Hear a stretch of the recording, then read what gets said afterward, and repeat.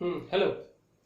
इस वीडियो में हम लोग फोटो इलेक्ट्रिक इफेक्ट पे न्यूमेरिकल देखेंगे लोग, और उसके बाद स्पेक्ट्रा का बातचीत करेंगे लोग। क्लियर?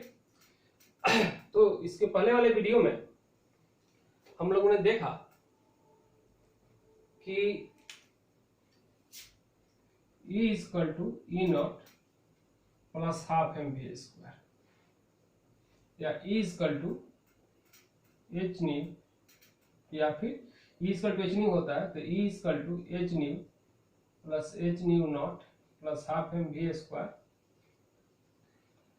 या फिर H और न्यू के बदला में C बाई लेमडा लिखें तो H equal C by lambda naught plus half M V square. ये हम लोग फॉर्मूला देखें। यार एक चीज पे हम लोग बातचीत करते हैं कि अगर यहां से जो निकलने वाला जो इलेक्ट्रॉन है, इस इलेक्ट्रॉन को निकलने से रोकना हो, इस इलेक्ट्रॉन को निकलने से रोकना हो, इसको लिए हमको एक पोटेंशियल राइज करना पड़ेगा, एक एनर्जी देनी पड़ेगी जिसको हम स्टॉपिंग पोटेंशियल के नाम से जानते हैं। तो स्टॉपिंग पोटेंशियल क्या होगा? तो जो फोटो इलेक्ट्रॉन्स जो है उसको निकलना है, वो निकल रहा है, उसको रोक देना है, तो हमको कितना पोटेंशियल देना पड़ेगा, या फिर हम कहें कि कितनी एनर्जी हमको देनी पड़ेगी। तो हम कह सकते हैं ना कि जिस एनर्जी से इलेक्ट्रॉन निकल रहा है वो इसका क्या है, काइनेटिक एनर्जी है। तो काइनेटिक एनर्जी के इक्वल अगर हम एनर्जी दे दें, काइनेटिक एनर्जी के इक्वल अगर हम एनर्जी दे दें तो क्या होगा, इलेक्ट्रॉन को निकलने से रोक देगा। क्लियर? तो क्वेश्चन में न्यूमेरिकल को बनाते समय हमको कुछ बातों पे ध्यान देनी होगी, इसको थोड़ा सा में हम समराइज कर देते हैं कि फर्स्ट बात कि E equal to E naught, यानी कि जितना मोनोक्रोमिक रेडिएशन का एनर्जी होगा उतना एनर्जी अगर हम देंगे, जितना कि थ्रेशोल्ड एनर्जी होगा उतना एनर्जी अगर रेडिएशन का हुआ तब जाकर इलेक्ट्रॉन निकलेगा, अदरवाइज नहीं निकलेगा। अगर रेडिएशन का एनर्जी इसके एनर्जी से ज्यादा हो गया तब क्या होगा, तो इक्वल करने के लिए यहां से जो इलेक्ट्रॉन निकलेगा जिसको हम फोटो इलेक्ट्रॉन कहते हैं, उसकी जो काइनेटिक एनर्जी होगी वो बढ़ेगी। क्लियर? तीसरी बात कि अगर हम लाइट का इंटेंसिटी बढ़ाएं तब क्या होगा, तो कहता है कि इंटेंसिटी अगर हम इंक्रीज करें तो इंटेंसिटी इंक्रीज करने से काइनेटिक एनर्जी पे कोई अंतर नहीं पड़ता है। अंतर किस पे पड़ता है, तो नंबर ऑफ फोटो इलेक्ट्रॉन्स पे, यानी कि फोटो इलेक्ट्रॉन्स का जो संख्या होगा वह बढ़ जाएगा इंटेंसिटी बढ़ाने से, लाइट के इंटेंसिटी बढ़ाने से, यानी कि नंबर ऑफ फोटॉन्स को बढ़ाने से। क्लियर? नेक्स्ट चीज कि इलेक्ट्रॉन का जितना काइनेटिक एनर्जी है उतना एनर्जी अगर हम बाहर से दे दें तो निकलने वाले इलेक्ट्रॉन जो होंगे वह रुक जाएंगे, इसको हम स्टॉपिंग पोटेंशियल के नाम से जानते हैं। क्लियर? कहता है कि अगर रेडिएशन की एनर्जी उतनी ही हो जितनी कि थ्रेशोल्ड एनर्जी है, वैसे कंडीशन में इलेक्ट्रॉन जो निकलेगा उसकी वेलोसिटी कितनी होगी, तो वेलोसिटी उसकी 0 होगी, क्योंकि काइनेटिक एनर्जी 0 होगा। क्लियर? इन सारी चीजों को याद रखेंगे तो क्वेश्चन हमारा बनेगा, एक भी क्वेश्चन छूटेगा नहीं। क्लियर? तो हम लोग एनसीईआरटी से क्वेश्चन देखते हैं लोग। एनसीईआरटी का कुछ क्वेश्चन हम लोग पहले देखे थे, इसमें देखते हैं लोग। Question number 9,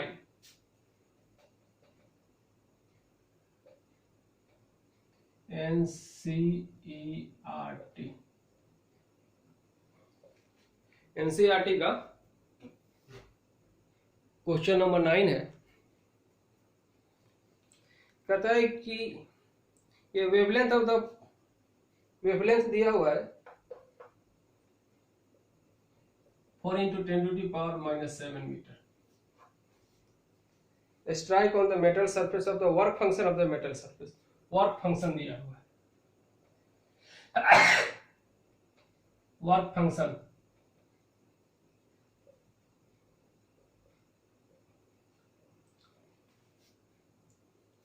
2.13 electron volt. देखिए यहाँ पे एक यूनिट बदल रहा है, इस पर हम लोग बातचीत करेंगे।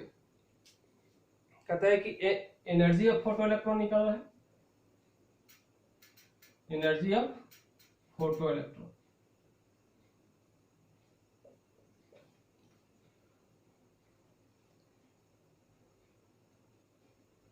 काइनेटिक एनर्जी ऑफ इमिशन,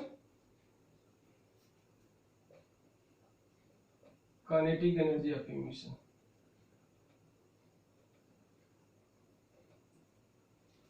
और तीसरा निकलना है velocity of photo electron,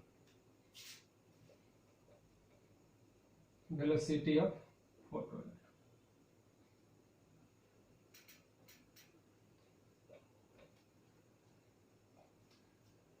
clear? तो थोड़ा सा यहां से बात समझे कि एनर्जी जो हम लोग लेते हैं वो जूल में लेते हैं, यानी कि 1.6020 इंटू 10⁻⁻19 जूल जो होता है, इसको हम लोग 1 इलेक्ट्रॉन वोल्ट मानते हैं। ऐसे क्वेश्चन में भी गिवन है, इसको याद रखा जाएगा, कितना जूल एनर्जी को हम 1 इलेक्ट्रॉन वोल्ट मानते हैं। क्लियर? तो फॉर्मूला हम लोग पढ़े हैं कि E = E0 + ½ mv²। क्लियर? तो ये तो लेमडा के टर्म में दिया हुआ है, तो हम लिख सकते हैं कि hc/λ = hc/λ0 + ½ mv²। तो ये भी तो एनर्जी ही है। क्लियर? तो वर्क फंक्शन जो दिया हुआ है, यानी कि मेटल रॉड का जो एनर्जी दिया है, यानी कि थ्रेशोल्ड एनर्जी है, उसका वैल्यू दिया हुआ है। इस एनर्जी को अगर हम इस वैल्यू से अगर हम एनर्जी निकालें, यानी कि इसका वैल्यू देखें 6.626 10⁻⁻34 जूल सेकंड, सी का वैल्यू 3 × 10⁸ मीटर पर सेकंड, और एच का वैल्यू रखें 4 × 10⁻⁻7 मीटर, तो मीटर से मीटर पर सेकंड जूल। अब इस चीज को देखा जाए, ये जो एनर्जी है इलेक्ट्रॉन वोल्ट में, ये एनर्जी किस में आ रहा है? जूल में आ रहा है। इसको हम 2.13 जो है, इसको अगर हम मल्टीप्लाई कर दें 1.6020 and 10⁻⁻19 जूल से, तो ये तो भी एनर्जी हमारा जूल में निकल गया, अब +½ mv²। क्वेश्चन आपका बन गया, यानी कि फर्स्ट का आंसर आपका आ गया, एनर्जी ऑफ फोटो इलेक्ट्रॉन। तो एनर्जी ऑफ फोटो इलेक्ट्रॉन क्या होगा? यही एनर्जी होगा 2.13 × 1.6020 × 10⁻⁻19 जूल में हो जाएगा। क्लियर? इसको आप लोग एनर्जी किस में हो जाएगा? जूल में। इसको आप मल्टीप्लाई करेंगे। क्लियर? तो यहां से एनर्जी की वैल्यू आ जाएगी, और इस एनर्जी को माइनस कीजिएगा, यानी कि 6.626 × 10⁻⁻34 इंटू 3 × 10⁸ अब बाई 4 × -7 अब -2.13 into 1.6020 into 10⁻⁻19 equal to kinetic energy हो जाएगा। काइनेटिक एनर्जी जब आपका आ गया तो हाफ mv²। तो काइनेटिक एनर्जी का वैल्यू आपको आ गया, तो v का आपको वैल्यू निकालना है, तो v आपको क्या हो जाएगा 2k/m का अंडर रूट 2k/m का अंडर रूट। तो k का वैल्यू आपको यहाँ से निकल जाएगा, और m का जो वैल्यू होता है 9.10 × 10⁻31 kg होता है। v का वैल्यू आपको निकल जाएगा। क्लियर? इस टाइप से करेंगे तो आपका क्वेश्चन बन जाएगा। नेक्स्ट क्वेश्चन है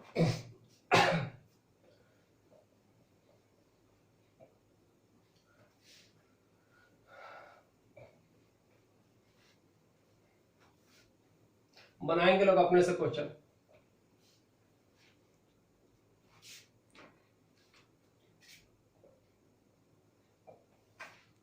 नेक्स्ट क्वेश्चन है कि electromagnetic radiation of the wavelength दे दिया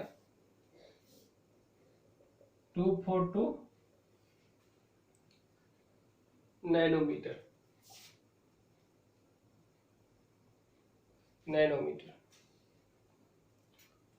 Just sufficient to the ionize the sodium atom. Calculate the ionization energy of sodium atom kilojoule per mole. Energy जो आपको निकालना है इन किलोजूल पर मोल में निकालना है। क्लियर? तो कहता है कि यह जस्ट सफिशिएंट है आयोनाइज द सोडियम एटम, यानी कि सोडियम एटम से इलेक्ट्रॉन निकालने के लिए जो एनर्जी दिया जा रहा है, इस एनर्जी का वैल्यू जो है वह सफिशिएंट है, यानी कि इतना एनर्जी से इलेक्ट्रॉन निकल जाएगा। तो एनर्जी ऑफ तो ionisation energy of sodium atom की अगर हम बात करें, ionisation energy of sodium atom, यानी कि सोडियम एटम से एक इलेक्ट्रॉन निकालना हो तो इतनी एनर्जी हमको चाहिए। इस एनर्जी को अगर हम चेंज कर लें, लैम्डा है, एनर्जी को चेंज कर लें, hc/λ लिखेंगे। h का वैल्यू 6.626 × 10⁻34 जूल सेकेंड, इसका value 3 joule second, 3 × 10⁸ metre per second, और h का वैल्यू दे दिया 242 नैनोमीटर है, तो 10⁻⁹ मीटर, मीटर से मीटर पर सेकंड से सेकंड का इतना जूल एनर्जी का वैल्यू आ गया। तो ये जो वैल्यू आया एनर्जी का, इसमें क्या आएगा जूल पर एटम, एक एटम की बात करेंगे तो, लेकिन ये बात हमको किसमें कर रहा है, कर हमको किलो जूल पर मोल में निकालिए।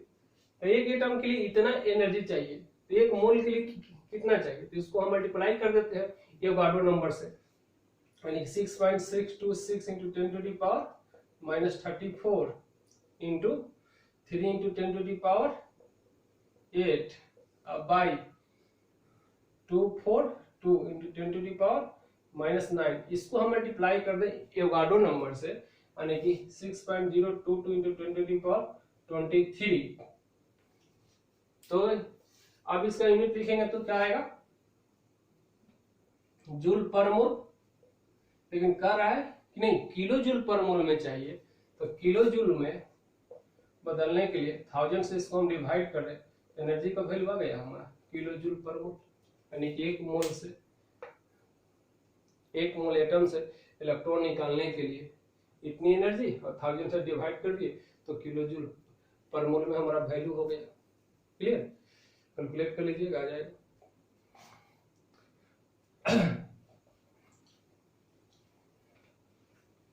उसके बाद 11 नंबर क्वेश्चन है, कहता है कि 25 वाट का एक बॉल है, 25 वाट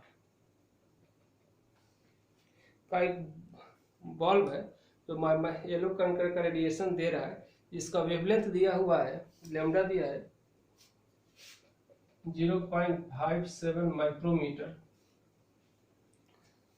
calculate the number of quanta, sorry the number of quanta निकालना है पर सेकेंड। क्या होगा क्लियर। तो एक चीज को देखा जाए कि 25 वाट का मतलब क्या हुआ। 25 वाट का मतलब हुआ कि 25 जूल पर सेकंड। एक 25 वाट का बल्ब है, इसका मतलब हुआ कि 25 जूल पर सेकंड उसको एनर्जी चाहिए। क्लियर।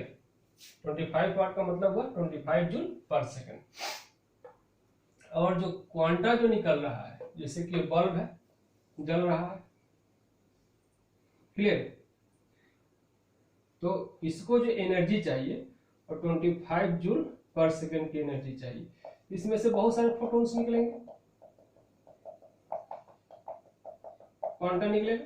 तो ये क्वांटा का लेमडा जो दे दिया है, वो जो दे दिया 0.57 माइक्रोमीटर। तो टोटल कितने क्वांटा निकलेंगे, यही क्वेश्चन है। तो एनर्जी ऑफ क्वांटा निकालते हैं। एनर्जी ऑफ वन क्वांटा की अगर हम एनर्जी निकालेंगे तो hc बाई लैम्डा करेंगे। तो h का value 6.626 into 10 to the power -34 joule second into 3 into 10 to the power 8 metre per second. इसका वैल्यू 0.57 माइक्रोमीटर में है। तो माइक्रोमीटर को मीटर में बदलने के लिए 10 टू द पावर -6 से मल्टीप्लाई कर दें। कितना मीटर हो गया, मीटर से मीटर, सेकंड कैंसिल, यानी कि एक फोटोन की जो एनर्जी हो गई और 6.626 10 to the power -34 into 3 into 10 to the power 8 अब by 0.57 into 10 to the power -6 joule हो गया एक फोटोन का। अब हमको नंबर ऑफ फोटोन्स निकालना है। तो नंबर के लिए आप लोग जानते हो कि नंबर इक्वल टू होता है टोटल बाई 1, यानी कि नंबर ऑफ फोटॉन्स अगर हमको निकालना हो, नंबर ऑफ फोटॉन्स, तो हम क्या करेंगे, नंबर ऑफ फोटॉन्स अगर हमको निकालना हो, हम लिखेंगे कि total energy by energy of one photon. तो टोटल एनर्जी कितना है 25, एनर्जी 25 जूल। अब कहता है कि वाट में दिया है तो पर सेकंड, क्लियर। और इसका एनर्जी आया कि 6.626 into 10 to the power -34 into 3 into 10 to the power 8, इसको ऊपर लेकर चलिए 0.57 into 10 to the power -6, joule से जूल कटेगा, पर सेकंड बच जाएगा। यानी कि एक सेकंड में जो निकलने वाले क्वांटा होंगे उनकी संख्या यही होगी। क्लियर। मल्टीप्लाई कर लीजिएगा, क्वेश्चन बन जाएगा। क्वेश्चन बनाने की कोशिश कीजिएगा, धीरे धीरे आराम से क्वेश्चन बनेगा। क्लियर। तो हो गया। उसके बाद एक छोटा सा टॉपिक है, उसमें हम लोग बातचीत करते हैं और उसके बाद हम शुरू करेंगे नेक्स्ट वीडियो में बोर्ड्स मॉडल हम लोग बातचीत करेंगे। क्लियर। तो स्पेक्ट्रा, तो स्पेक्ट्रम आप लोग पढ़े हो 10th में कि जब हम व्हाइट लाइट को पास कराते हैं, जैसे कि अगर हम व्हाइट लाइट को पास करें प्रिज्म से तो 7 कलर में डिस्पर्स हो जाता है। तो इस कलर को जिस स्क्रीन पे हम लोग कलेक्ट करते हैं उसको हम स्पेक्ट्रम कहते हैं। क्लियर। अब अभी तक के तो पढ़ने से इतना सा बात तो समझ में आ गई हो कि अगर हम रेडिएशन का बात करें तो सिर्फ हम लोग विजिबल लाइट की ही बात हम लोग नहीं करते हैं, हम लोग इंफ्रारेड, अल्ट्रावायलेट वगैरह रेज का भी बातचीत करते हैं। क्लियर। तो कहता है कि स्पेक्ट्रम यही होता है, लेकिन सिर्फ वहां पे हम लोग विजिबल रेज का बात नहीं करेंगे, यानी कि विजिबल रेंज में जो लाइट है सिर्फ उसी की चर्चा हम लोग नहीं करेंगे। हम टोटल का चर्चा करेंगे यहाँ पे। क्लियर? तो हम लोग देखते हैं कि स्पेक्ट्रा को अगर हम क्लासिफाइड करें, बांटे, तो एक हमारा आता है कंटिन्यूअस स्पेक्ट्रा।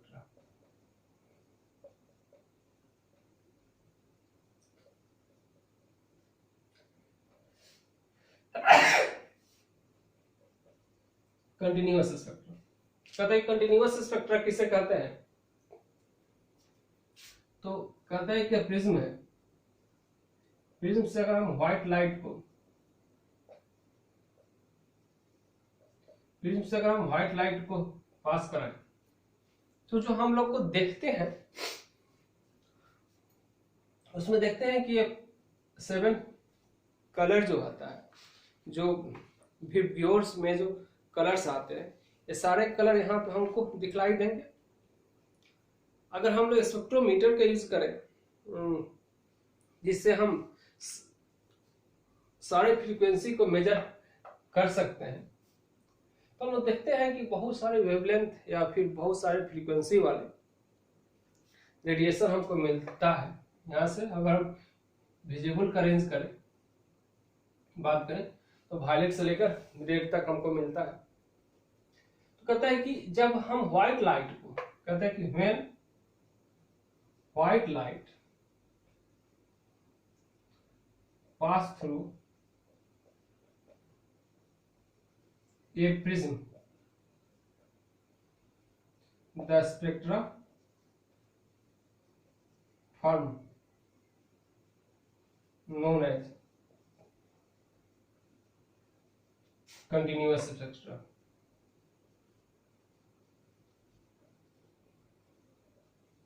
इसको हम कंटिन्यूअस स्पेक्ट्रा कहते हैं। क्यों कहते हैं? क्योंकि इसमें सभी के सभी रेडिएशन प्रेजेंट होते हैं, सभी के सभी रेडिएशन प्रेजेंट होते हैं। रेड और वायलेट भी कहीं, टोटल रेडिएशन जितने हैं सभी का सभी रेडिएशन व्हाइट लाइट में प्रेजेंट होता है, इसलिए हम इसको कंटिन्यूअस। और एक चीज और चीज है, जैसे कि आप लोग रेनबो देखे होंगे, तो रेनबो में अगर देखे होंगे तो इस टाइप से आप लोग देखे होंगे, जैसे कि यहाँ पे रेड शुरू हुआ, जैसे कोई कलर है, बिग व्यूअर्स पे जो भी कलर है,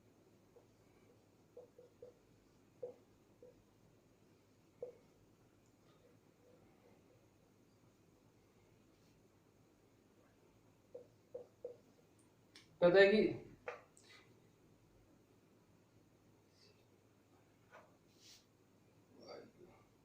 VIPG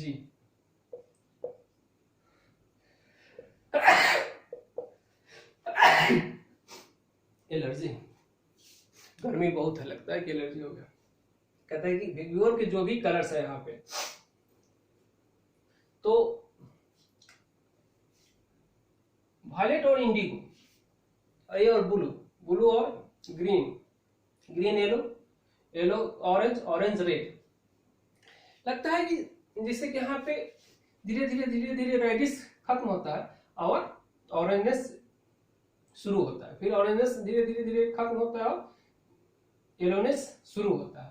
यानी कि ऐसा लगता है कि सभी कलर एक दूसरे में मर्ज हैं और एक दूसरे में कलर के मर्ज होने के ही कारण इस स्पेक्ट्रा को जो नाम दिया, इसको हम लोग कंटिन्यूअस स्पेक्ट्रा के नाम से जानते हैं। क्लियर? उसके बाद एक होता है लाइन स्पेक्ट्रा या इमिशन स्पेक्ट्रा।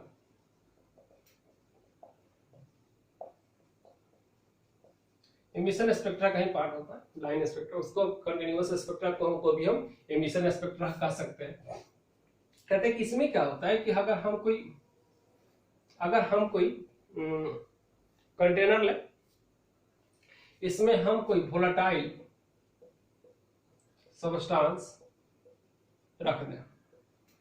वोलेटाइल सब्सटेंस रख दे का मतलब होता है कि जिसको हम हीट करें और हीट करने पर आराम से गैसियस फॉर्म में चेंज हो जाए, गैसियस फॉर्म में कन्वर्ट हो जाए, इसको हम कहेंगे वोलेटाइल। तो वोलेटाइल सब्सटेंस रख दें और इसको अगर हम हीट करना शुरू कर दें, तो हीट क्या करेगा? ऑब्जर्व करेगा और फिर हीट ऑब्जर्व करने के बाद कुछ देर के बाद हीट को यह रेडिएट करेगा। तो जो हीट जो रेडिएट हो रहा है, यानी कि हीट मतलब रेडिएशन, तो रेडिएशन जो रेडिएट हो रहा है उस रेडिएशन को अगर हम प्रिज्म से पास करा दें तो यहां पर भी हमको एक स्पेक्ट्रा मिलेगा। क्लियर? तो यहां पर जो स्पेक्ट्रा मिलेगा इस स्पेक्ट्रा को हम लाइन स्पेक्ट्रा के नाम से जानते हैं। कहता है कि इस स्पेक्ट्रा में और इस स्पेक्ट्रा में क्या अंतर होगा, तो इसमें और इसमें यह अंतर होगा कि यहाँ पे सभी के सभी रेडिएशन प्रेजेंट होंगे। यहाँ पे कोई जरूरी नहीं है कि सभी रेडिएशन हो, कुछ रेडिएशंस होंगे कुछ रेडिएशंस नहीं होंगे। क्लियर? कुछ होंगे कुछ रेडिएशंस नहीं होंगे। यहाँ पे लगेगा कि सब धीरे धीरे खत्म हो गया फिर धीरे धीरे शुरू हुआ, यहाँ पे ऐसा नहीं होगा। यहाँ पे एक रेडिएशन का एक जंपिंग होगा, यहाँ पे रेडिएशन का जंपिंग होगा, यानी कि कंटिन्यूअस वैल्यू नहीं आएंगे, यहाँ पे एक डिसकंटिन्यूअस वैल्यू है। जैसे कि सपोज डेट की 5 इतना लेमडा आया और उसके बाद बीच में 5, 8, 9 आ जाए, बीच के सारे वैल्यू खत्म हो जाए, यानी कि एक डिसकंटिन्यूअस वैल्यू इसमें आता है। क्लियर? तो चूंकि यह एमिशन से बना इसलिए हम इसको एमिशन स्पेक्ट्रा कहते हैं। दूसरा कहते हैं कि ऑब्जर्प्शन स्पेक्ट्रा होता है।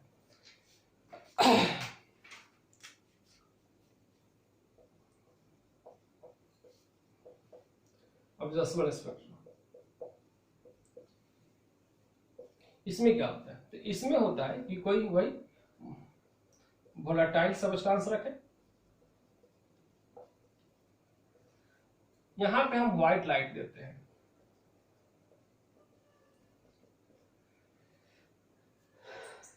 White light is volatile substance से पास कराएं और यहां से जो रेडिएशन पास हुआ इसको हम प्रिज्म से पास कराते हैं। इसको पास कराएं कहां से? प्रिज्म से। तो प्रिज्म से पास कराने के बाद यहां पे जो स्पेक्ट्रा हमको मिलेगा इसको हम कहते हैं एब्जॉर्प्शन स्पेक्ट्रा। और एक चीज याद रखा जाएगा, इस सारे स्पेक्ट्रा को हम एक स्क्रीन पे उतार कर उसके कलर को हम नहीं देख सकते हैं, इसमें हमको इंस्ट्रूमेंट्स यूज करना पड़ता है इसके रेडिएशन को, इसके वेवलेंथ को देखने के लिए, समझने के लिए यहाँ पे हम लोग रेडिएशन यूज करते हैं। तो यहाँ पर भी हम लोग देखते हैं कि सारे कलर्स हमको नहीं मिलेगा, कुछ कलर्स मिलेगा, कुछ कलर्स ऑब्सेंट होगा। क्लियर?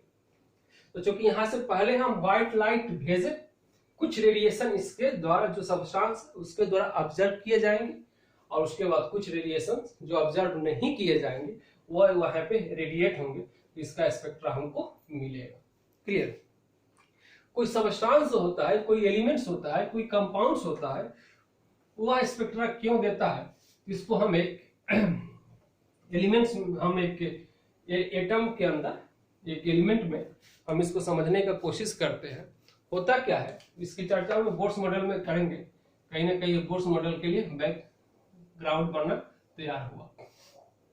जैसे कि एटम हुआ, तो एक चीज आप लोग जानते हो कि प्रत्येक एटम में अलग अलग इलेक्ट्रॉन का संख्या होता है, प्रत्येक एटम में अलग अलग इलेक्ट्रॉन का संख्या होता है और ये जो होता है उसको एनर्जी लेवल कहते हैं, E1, E2, E3, E4 कहते हैं। क्लियर?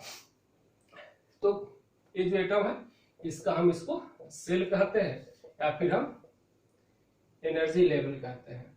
जरा इस बात को ढंग से समझा जाएगा, इसको हम सेल कहते हैं या फिर हम इसको एनर्जी लेवल कहते हैं। कहते हैं कि सबका अपना अपना एनर्जी लेवल होता है जिसमें इलेक्ट्रॉन होता है और इलेक्ट्रॉन की खासियत है कि हर इलेक्ट्रॉन का मतलब कि प्रत्येक ये जो सेल होता है अपना अपना एनर्जी होता है। इस सेल में जो इलेक्ट्रॉन है इसका एनर्जी इसी के करस्पॉन्डिंग होगा, यहाँ पर इसका एनर्जी इसी के करस्पॉन्डिंग होगा। जब यह इलेक्ट्रॉन एनर्जी को गेन करेगा तो लो एनर्जी से हाई में जाएगा और फिर एनर्जी जब लूज करेगा तो हाई एनर्जी लेवल से लो एनर्जी लेवल में जाएगा। क्लियर? एनर्जी गेन करेगा तो लो से हाई में आएगा और एनर्जी जब लूज करेगा तो हाई एनर्जी लेवल से लो एनर्जी लेवल में जाएगा। इलेक्ट्रॉनों के इसी ट्रांजिशन के कारण, यानी कि एनर्जी लेने और देने के कारण स्पेक्ट्रा का निर्माण होता है। क्लियर।